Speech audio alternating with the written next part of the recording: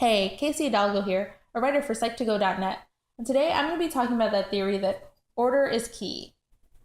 Do you remember in elementary school when you would have to take those vocab quizzes? They would only be about 10 words long, but you still had so much trouble memorizing them and studying for them because you realized as you were quizzing yourself after reading the list over and over that you could only remember the first and last words? Well, this phenomenon is known as the serial position effect. As stated above, this effect occurs when you are trying to memorize something, just simple rote memorization, and you find that really you can only remember the first and last object. This was first documented in 1962 by a researcher named Murdoch.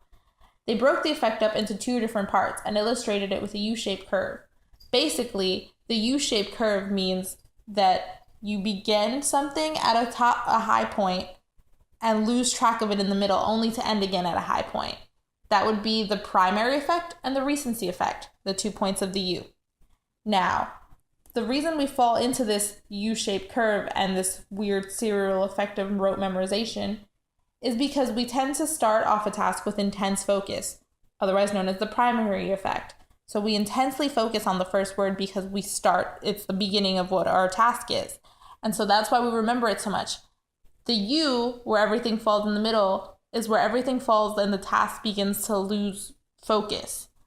We then again have to end off on a high note, and that's how we remember the last word, because we try to end everything on a high note. And also because it's so much closer to how we end that we'll are more able to remember it. But that only works when you know the length of a list.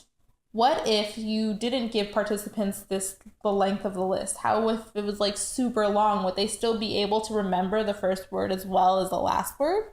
For now, it has to remain as food for thought.